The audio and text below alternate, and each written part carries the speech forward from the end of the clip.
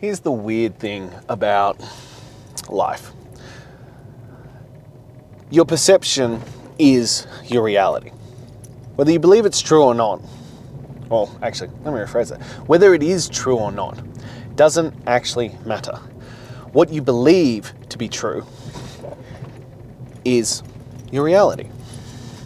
And I think this is where a lot of people will get themselves caught on things. And it came up because I was having this discussion the other day with a friend about, of all things, perceived income. She was like, "Oh, I'm so broke, I'm so poor." And she wasn't. She's actually doing incredibly well for herself. But in her world, all of her friends are at a stage in life where they're doing, $500,000 or more effortlessly. And that's about who you surround yourself with. It's about who you level up with. And I think there's nothing wrong with aiming for higher. I think it's actually the optimal place to be. I think you should put yourself in the position where you're like, no, I need to get better. I need to strive for more. I need to get better. It comes back to that same concept of, the 5 people you spend the most time with, you're the average of them. And it's a Jim Rohn quote, I can look at the 5 people you spend the most time with and tell you your future. It's the same concept. This is how we work it out, but you should aim for the people you associate with to elevate you, to push you forward, to push you into, betterment. It's the whole point of, joining a community or hiring a coach or these kinds of things. The people you associate with should be on a higher caliber than you, and they should elevate you. They should push you further. They should raise you up and force you to step out of your comfort zone and do more with it. That is the whole point of, so much of life. But the problem becomes when you completely lose touch with where you're at. And as I said, your perception of your world is your reality. So in this scenario, she's like, oh, I'm so broke, I'm so poor. But if you compared it to the average person, which again, I have issues with, she's killing it in this life. She's absolutely killing it. And I'm actually really proud of her in how well she's doing. And I was like, don't stop. Keep pushing yourself forward. But also within that, you need to recognize how far you've already come, how much you've already done. But when it comes to this perception of our reality, we're in control. And so we need to work on shifting our perception around things. And this can come in many formats. Because we've spoken about it before, that life is 10% what happens to you and 90% your reaction to it. It's the same concept. It's the perception of the reality. It's the perception of what's going on. It's the perception of, how you perceive the world. And I was thinking about this in the format of, health and fitness. The perception is that, there are many ones, but there is the perception that, guys who work out, guys who have muscles, guys who work hard and focus on the gym and, watch their nutrition and stuff, they're douches. They're dicks. Nobody wants to be there with them. And it was the rise of the dad bod was based on this concept, which is a false premise that, they're obsessive and, all they care about is their image and themselves. Well, if that's your perception, there's a good chance you'll find those dudes. And like all things, there are those people out there. There are those ones who are and fit that category. That's where these stereotypes and things come from, is it comes from it being a reality somewhere. But usually that's the minority.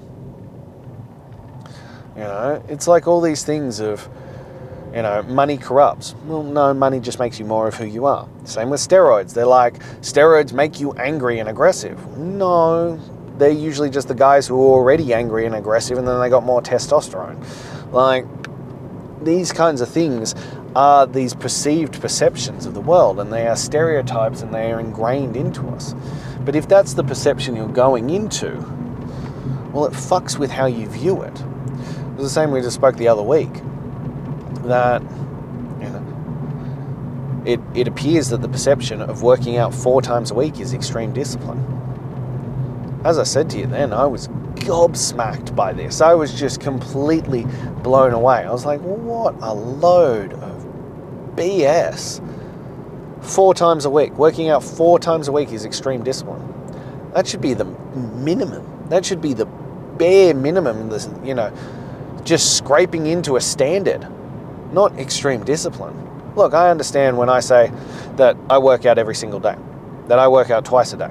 I do my weighted walk and I do my weights every single day. Yeah, okay. Now we're talking into extreme discipline, and I get that. I understand that, and I understand why people balk at it. But 4 times a week, 45 minutes a week, are you fucking kidding me? But if that's your perception, if you go, well, that seems extreme, well, no wonder you're not going to take it on. No wonder you can't get yourself into a situation to do the work that is necessary. Because if you perceive that as an extreme outcome, if you perceive that as something insane, well, what chances are that you're going to follow through? And it's the same concept with all of these things, especially when we talk about demanding greatness. If your perception of this is that it's impossible, your perception is that it's too difficult, oh, nobody can do that, all these kinds of things, what if your perception is, I'm depriving myself? This is one I get a lot. Oh, I don't want to deprive myself of it. Or I am depriving myself by not giving in to every whim that I have, by not having the food and the drinks and the alcohol or the whatever your sedation option is. I'm depriving myself. Think about that as a perception. Think about that as a terminology. Think about the story you're telling yourself with that. Of course you're going to fail. Of course it's going to be extremely difficult. Of course it's going to be a nightmare to do. You have told yourself from the get-go that you are being deprived, like you're being tortured, like this is cruel and unusual punishment. Yeah, it's going to suck nuts. Like, what are we talking about here? You've prefaced the whole scenario this way. I don't think it's why most people gravitate towards short-term fixes, why they like 30, 60, 90-day programs. Because they can tell themselves this story of, well, I can deprive myself for a small period of time. I can suffer for a little bit. And there's that weird, perverse idea of like, oh, it's okay, I can suffer through this for a little bit longer and a little bit longer because soon it will be over. And that's why you yo-yo. That's why as soon as you reach, predetermined allotted time, you're like, well, fuck me, I'm done now. Woo, party time. Like, you're never going to succeed long term with that because you set yourself up from the beginning that this wouldn't last. And I know there's the vain hope that, you'll build these habits and you will, but the reason why I think it's 99% of people fail on the goals and 95% of people who lose weight will have regained it all and then some within 5 years is because you preface this as it's just a change for a period. You preface it as I will just do this until X happens or until I reach Y milestone, whether that be time or achievement. Yeah, you're gonna fucking fail then because you've given yourself an opt-out. And the thought process that you'll then change that perception once you reach there is ludicrous. Of course you're gonna revert back to comfortability. Comfortability trumps logic every single time. Of course you're going to revert back to that. It's easier. It's nicer. It feels good in the moment. You enjoy it in the time period that you're undertaking it. Like, what are we talking about here, guys? Of course that's going to happen. And even I get that. I have to, prepare myself and predicate so that this is just who I am. And that's what I teach people, that you have to change your mentality around this. You have to change it to, I am going to do this for the long term. I am becoming this person. It doesn't make it easier, but it makes it more sustainable. This is the thing I always come back to with this stuff. This isn't easy, but it's damn well simple. It's damn well straightforward. That you must do this work, and you must do it with the notion that you are becoming that version of you. That you are becoming this greatest version of you. And there will still be times where you will have slip-ups. There will be times where you have step-backs. There are times where I eat junk food, and there's times when I give in to those whims. And I eat the pizza and the wine and all those kinds of things. But if you've been following me for a while, you'll know that they are predetermined, and they are by choice, and they are known as this moment of dip out. I don't give in to my feelings around it because I want it. No, I do it because I have deliberately planned it. And I think there is a time and a place, once you've established the habit, let me put that heavy caveat in there, once you've established the habit, I think there is the time and the place for social well-being to have those moments. Because so much of our society is geared around food. I think that has other connotations and other issues, but that's not what we're talking about. I think there is great social benefit to having moments where you do enjoy, and they mean more when you do it that way as well. Like anniversary dinners with my wife, or birthday dinners, or things like this.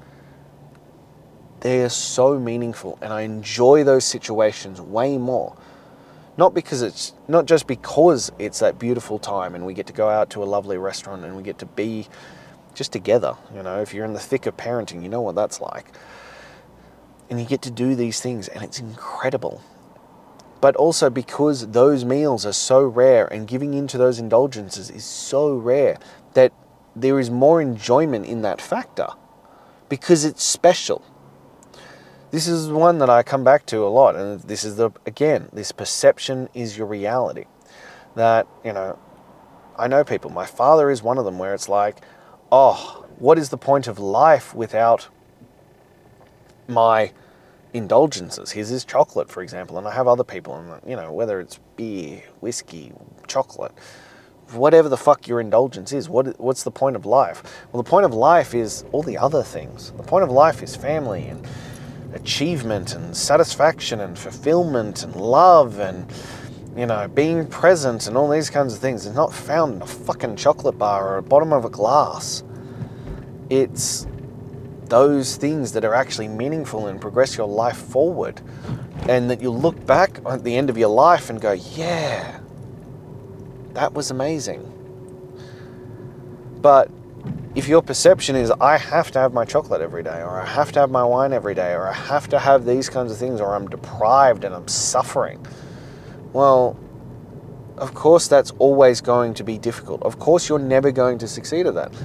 Just your perception is completely skewed towards, falling off that wagon. Nobody is going to, long term, without reason, continue to choose suffering. No one. It's not a thing. That's just not how it's going to go down. They're not going to keep going, oh, well, I'm depriving myself and this is awful and I hate it all and suffering. At some point you're going to reach a point and go, well, how much more do I need? How far have I come? And especially if it's about getting out of pain, which nearly everyone is, because chasing pleasure, long-term pleasure, not your dopamine fix, is such a pie-in-the-sky idea that most people will run away from pain. But as soon as you have gotten far enough away from the pain that it's less, the pain of where you are is less than the pain it takes to do the work, you'll quit, unquestionably. And if you've told yourself that this is awful and it's a short term and you hate this and all this kind of stuff, of course you'll quit. It's just becomes so obvious because, you hate it all and you're suffering. So why would you continue to suffer for something that isn't giving you the benefits that you want anymore? So this is why I think if you actually want to change, if you actually want to see what your potential is, if you actually want to see proper long-term results, then you need to change your perception of reality. You need to change your perception of what you're undertaking. You need to go into this going, I am going to eradicate the old version of me and become the greatest version I can be. So if you're ready for that, if you're ready to make that decision, if you're ready to do that work, comment demanding greatness and let's get you started. I can't wait to see you there.